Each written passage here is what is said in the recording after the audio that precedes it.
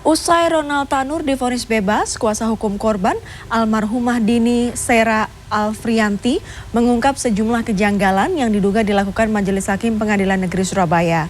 Tudingan kejanggalan juga mencuat dari Kepala Pusat Penerangan Hukum Kejaksaan Agung yang menilai Majelis Hakim telah memutuskan perkara secara tidak menyeluruh. Secara sangat meyakinkan bersama melakukan tindak pidana. Keputusan vonis bebas Hakim Pengadilan Negeri Surabaya terhadap Gregorius Ronald Tanur menimbulkan pertanyaan dari sejumlah pihak. Kamis siang kuasa hukum korban mengungkap sejumlah dugaan kejanggalan selama proses persidangan hingga putusan majelis hakim.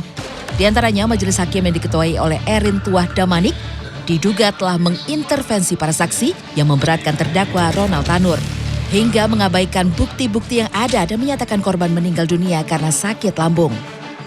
Yang paling saya ingat adalah pada saat persidangan pemeriksaan ahli forensik, di mana pada saat itu ahli forensik dari RSUD Dr. Sutomo dihentikan keterangannya oleh majelis hakim.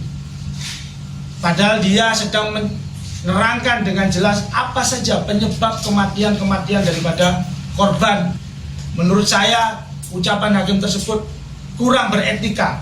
Kita melihat kondisi fisik dari korban di sini terdapat luka memar.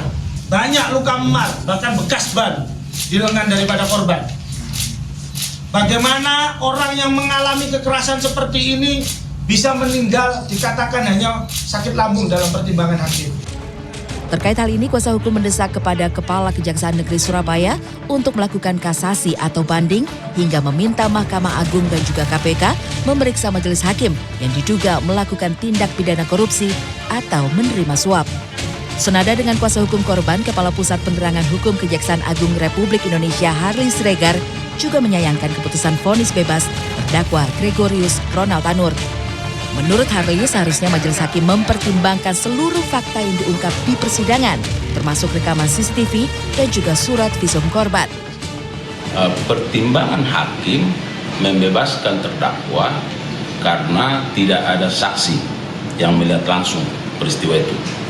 Satu, yang kedua bahwa matinya atau meninggalnya korban itu lebih didasarkan pada pengaruh alkohol.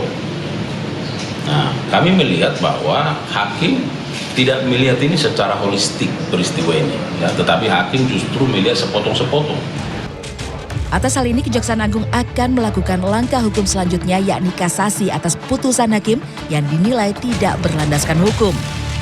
Sebelumnya, Gregorius Ronald Tanur, anak Edward Tanur, mantan anggota Komisi 4 DPR dari fraksi PKB, ditetapkan sebagai tersangka atas dugaan penganiayaan dan pembunuhan terhadap kekasihnya, Dini Sera Alfrianti, Rabu malam 5 Oktober 2023. Saat itu, polisi menyebut usai memukul korban dengan botol minuman keras, tersangka melindas tubuh korban dengan mobilnya di basement mall Landmark Surabaya setelah keduanya berkaraoke di Black Hole KTV Surabaya. Tim Liputan CNN Indonesia.